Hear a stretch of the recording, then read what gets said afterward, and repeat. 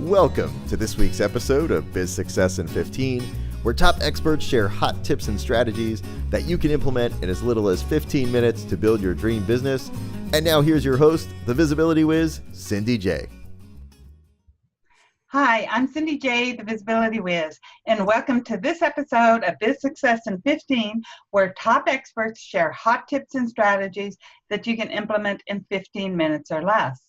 Today, our guest is Rennie Gabriel, and he is an award-winning, best-selling author of Wealth on Any Income. He has been a UCLA instructor since 1994 and has addressed groups as varied as insurance companies to Toyota Motors and the FBI. He has supported thousands of business owners through his book, programs, and coaching to move from a challenge with finances to a place of power and freedom.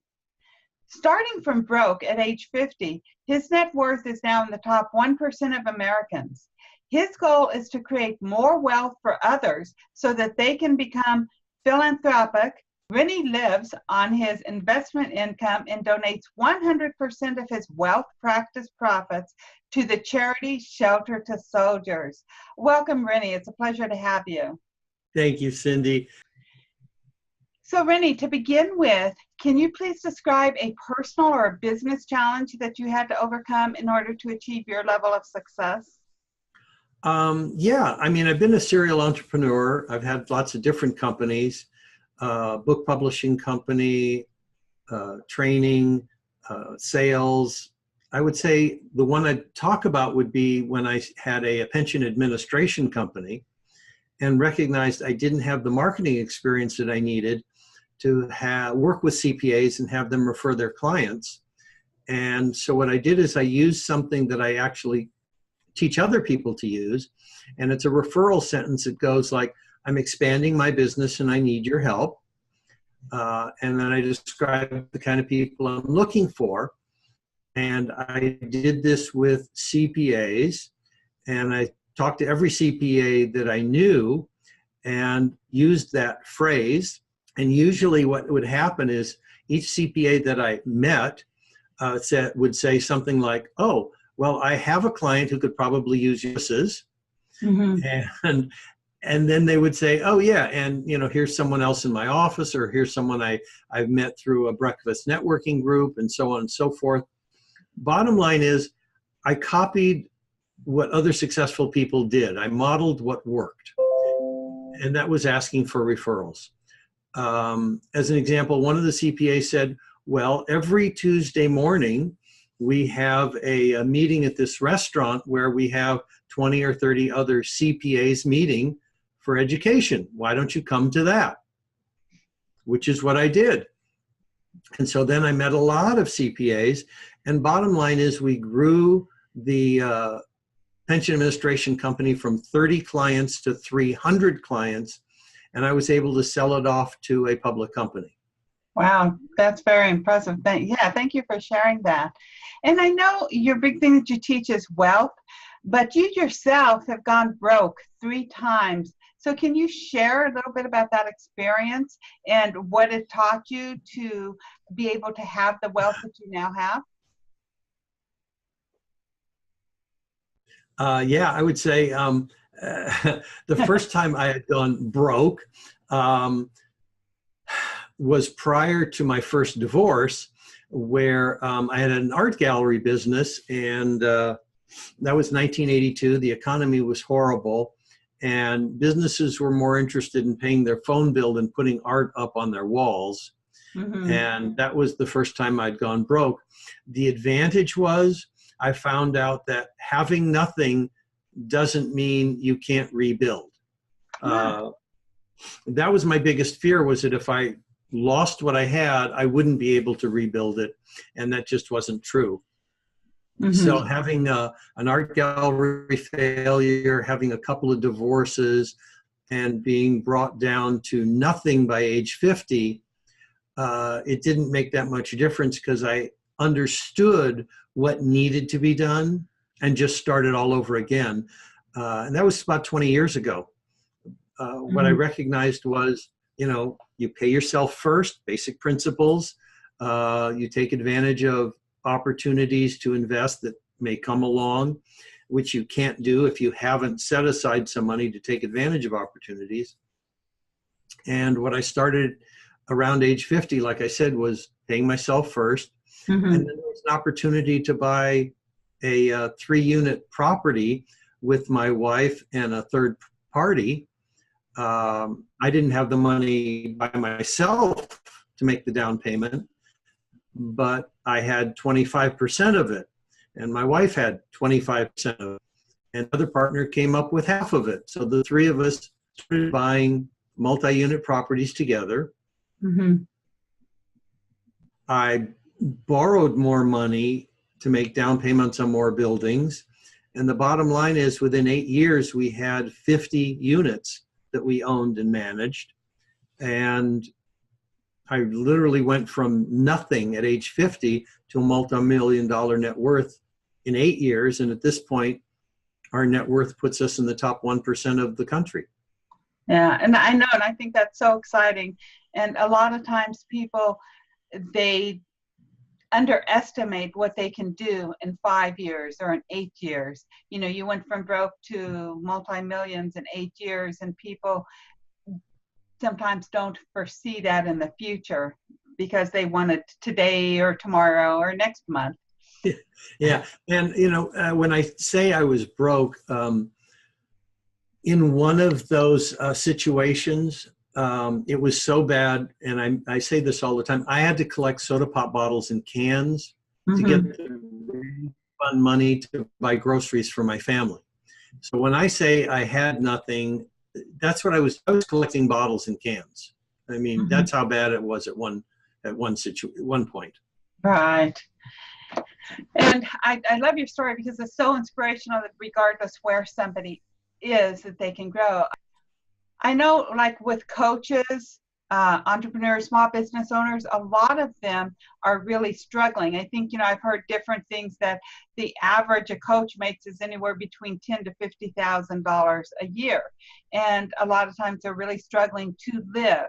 But you say that a lot of coaches and people in general buy into 5 dangerous myths that keep them broke. So what are these myths? Well, yes, there are about 5. Well, there's more myths than that, but I'd say the top 5 would be things like that they need to pay off credit card debt before they invest. And that's completely wrong. And I outline that in my award-winning best-selling book, Why That Doesn't Work. The book is Wealth on Any Income. The other is I have it right here. Yes, thank you, Cindy. I know. And hopefully, you know, you saw where I spoke about that. Another one is that small amounts of money don't matter. In other words, if you waste small amounts, you know, so what? A cup of coffee and a muffin at Starbucks every day, it doesn't really mean anything. Well, $10 a day can create a $1 million portfolio when it's invested properly. You know, I can't even remember some of the other myths that I outlined, but it really has a lot to do with what the public says and what people buy into. But in general, it has to do with buying into the perceptions of your neighbor. Your neighbor might be broke, but they think they know what it takes to create wealth. And so you want to listen to the right people. And one of my favorite quotes is from Warren Buffett. And it goes something, oh, you know what? I'll actually read it because I don't want to goof it up. And it says, of the billionaires I've known, money just brings out the basic traits in them. If they were jerks before they had money, they're simply jerks with $1 billion.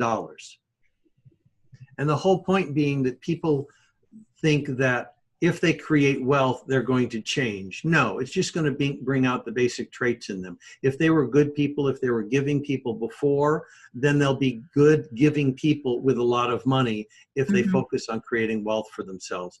And that's really important. And the reason I say that is because I'm donating 100% of the profits from the wealth creation work that I do with others to a charity. I don't need to live on my earned income. And so I've always been charitably inclined, and all my wealth has done is magnify my ability to give more money to charity. Mm-hmm. And yeah, thank you for sharing that. I know so many people, myself included, was like, didn't want to turn into a rich snob, right? And I know I've spoken to a lot of other people that feel the same way because they think they're going to be changed once they get wealthy. And it's really interesting. One thing that even helped me change my mind was whenever I met beautiful souls like yourself. And there's lots of other people that I could name off that I know are multimillionaires and are the most loving, giving people that I have ever met. And so therefore, because everybody always tells me I'm giving in kind and sharing, that's still who I am, regardless what type of money I make. Yeah, absolutely correct. Yeah.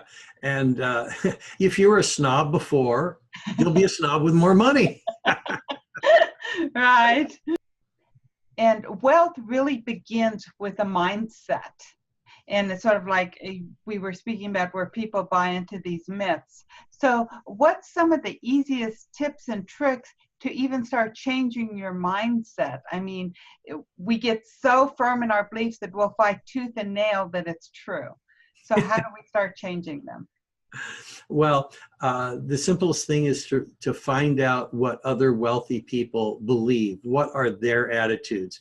As a matter of fact, I started a series of emails where I'm sending out one tip per week on the attitudes of the wealthy. And so far I've sent out, I think I'm on the 21st attitude. Mm-hmm. But some of the attitudes are things like I just expressed. And there are others such as, God, it's so funny. I've written so many that they're not even coming to my mind. But I think it has to do with understanding what works for each individual. And a wealthy person, as an example, might say, I would like to, have all of my efforts produce results.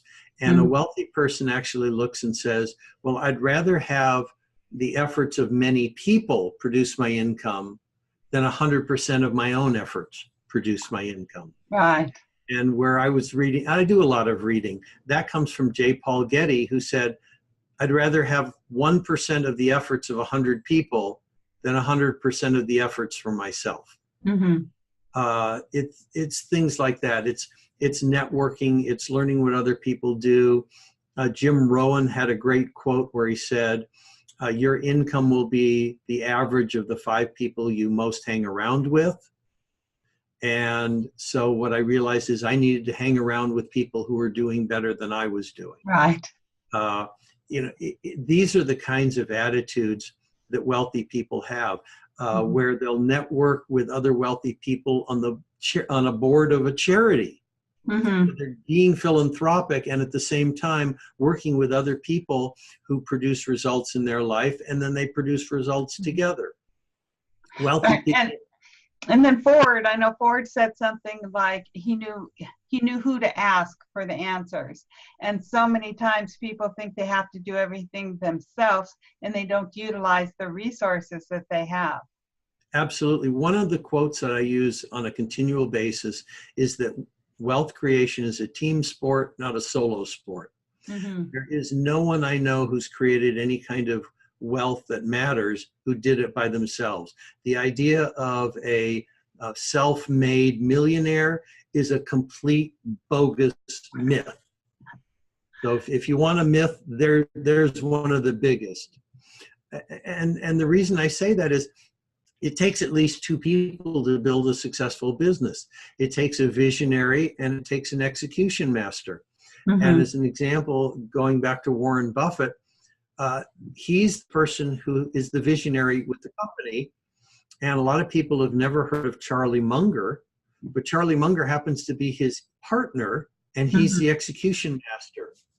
And, if you look at Apple, you have Steve Jobs as the visionary and you have other people as execution masters. Mm-hmm. I mean, you look at General Electric, you could look at General Motors, you could on and on and on. And you've got a person who is a visionary and you've got another person or people who are execution masters. Right. And even if they're not quote unquote part owners of the company, they're still supporters that are sharing that information with the quote unquote self-made millionaire. Right? Absolutely correct. Absolutely right. Yeah. And yeah, I could just go on and on with the example. Are there any other secrets of wealthy people that you think are need to know? Well, yeah, probably one of the most important and one that's 5,000 years old is the attitude that you pay yourself first because you deserve to own some of the money you earn. I mean, that's the cornerstone of creating wealth, is paying yourself first. And a lot of people confuse that with, well, when I get paid, then I buy my groceries, and that's how I pay myself first. No, no. You've given that money to the grocer, or you've given money to the bank for your mortgage, or the rent you've given up to your landlord. That is not paying yourself first. It's setting aside money that you will keep for the rest of your life, and that money will be invested to create financial freedom. And so it's the action that comes before the belief, I would say. In other words, I've had conversations with people who say, well, I can't pay myself first because if I do that, I won't have enough money to pay all my bills. And that's just the mind keeping you trapped into where you are, because when you actually take the action and set aside money like you deserve to own it, all of a sudden you start making more money. And go ahead. I was just say just the word making more money. And I think that's a huge myth that a lot of people believe is the more money you make, the more you spend. Whenever when really we should be saying the more money we save, the more money you make. Yeah. No, and I used to believe that. I figured, well, when I started many years ago, I didn't know how to handle money effectively myself, even though I was certified as a financial planner. I could help other people, but I wasn't able to help myself. And what I saw was, if I said to myself, if I just make more money, I'll cover the $200 a month shortage, or the $1,000 a month shortage, or the $2,000 a month shortage. If I just make more money. Well, as I've made more money, the amount of money I was short just kept growing. And so what I realized is I need to look at the expenses first and not just growing my income. And when I did that, I had a huge shift in the amount of money that I made. So you look at your expenses first. What's the purpose of looking at your expenses first? The purpose of that is that there are expenses that you will see that keep you trapped into where you are. And it doesn't matter if it's having a latte every day, or if it's your cable TV bill, then you feel you have to have all the bells and whistles on your cable bill or satellite bill. It's those things where we spend money unconsciously and think that we need that to support our life. That is a mistake. And those can be trimmed. I mean, if you're only earning $40,000 or $50,000 a year, it's not going to be that easy. And in that situation, the answer is begin to pay yourself first, something, anything. It doesn't matter if it's $1 out of every 100 you make, or $2 out of every 100. You have to create a practice of paying yourself first and treating yourself like you matter. That's what creates the transformation in how you work with other people and how much money you earn. I love that. Thank you very, very much. I could talk to you for like ever about this, but for time's sake, let's move forward. And can you share a strategy with our listeners that they can utilize to grow their business and implement in 15 minutes or less? Absolutely. It would be call the clients who you love working with, your best clients, and use the referral conversation I mentioned earlier, which is, I'm expanding my business and I need your help. Because people love to help other people. And then you describe who you're looking for. When I wanted to build the pension administration company, I would say to a CPA, who do you know who will have a tax problem this year? Because the retirement plans we're creating solved tax problems. And I would say, and what other CPA do you know who has business owner clients like you have? And then they would refer me to another CPA. So that referral script works great. And all you do is ask, who do you know who, and you describe the kind of people you're looking for. You don't describe the kind of products you want to sell. You describe the people you're looking for. As an example, I could have said, who do you know who wants a pension plan? And they would say nobody. Exactly, nobody. Or who do you know who wants to buy life insurance? Nobody. But I could say, who do you know who is the key person in the operation of a business? Well, they know that person. Right. And I know that's the kind of person that company needs to provide key man life insurance on. Mm-hmm. So you know, it's like, who do you know who's a mom who's harried, who would love to provide decent food for their children but doesn't have the time? Well, if you do home cooking, you describe the person who needs home cooking, not who do you know who needs home cooking. Right, right. So it would be somebody who's struggling to lose weight, or somebody who's struggling to build their business. Who do you know that needs more visibility online? Who do you know that needs to drop that extra 10 pounds? Who do you know that is battling their teenage kid, that can help, who do you know that's battling their teenage kid or has problems with a teenage child? So whatever your niche is, you can always throw something in like that. Exactly. That's it. That's what you do. You describe the person you're looking for, because it's easy to identify someone by a description as opposed to identify them by the products you think they want to buy. Right. And I know, Rennie, that you have an absolutely wonderful gift for our listeners. So can you share a little bit about it? Oh, yeah. Yeah. So one of the free gifts that I have is a summary of my award-winning best-selling book, Wealth on Any Income, that includes the forms for the wealthy. And there's $1,000 worth of other business building tools. So all of that is a part of the free gift, as well as ending up getting emails once a week with attitudes of the wealthy. And like I mentioned, I'm on attitude number 21 already, and there'll be about 30 attitudes by the time I'm finished with the series. Mm-hmm. And that's so good. And I know that they're absolutely wonderful gifts. So to our listeners, you definitely want to head on over to bizsuccessin15.com/Rennie, RENNIE, all lowercase, and then grab your wealth and business building tools valued at over $1,000. There's forms, there's scripts, there's the book, there's videos, and everything you need to start building your own wealth and join Rennie in the top 1%, right? That's all of our goal. Let's go join Rennie in the top 1%. And Rennie, do you have any parting words for our listeners? Yeah, it would probably be something I say over and over again, and that is that wealth is a team sport, not a solo sport. And you want to work with other people, whether you coach one another, you hire a coach, you work with your neighbor, you work with a coworker, you work with someone in your family. This is not something you do by yourself. Right. And, that's, I see a mistake that so many people do make, is they try to be the lone wolf, play it solo, and that never works. No, not well at all. Yes. And so, Rennie, I want to thank you very much for being my guest today. It's been a pleasure.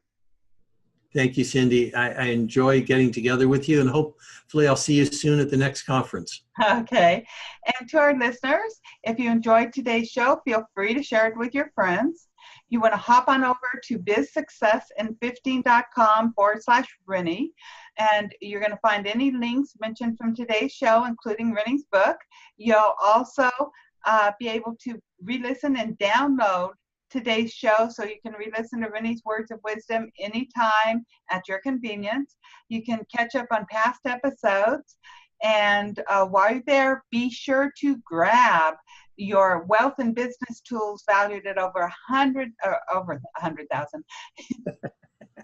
Be sure to grab your wealth and business tools valued at over $1,000, a fabulous, fabulous gift from Rennie. And then you'll start getting the emails with the attitude tips about having a wealth mindset. So big hugs. I hope you have a great week, and be sure to tune in next week for another episode of Biz Success in 15. Bye-bye. You've been listening to Biz Success in 15. For all links mentioned in today's show and to watch or listen to previous episodes, visit bizsuccessin15.com. Thanks so much for listening, and be sure to tune in next week for another amazing guest.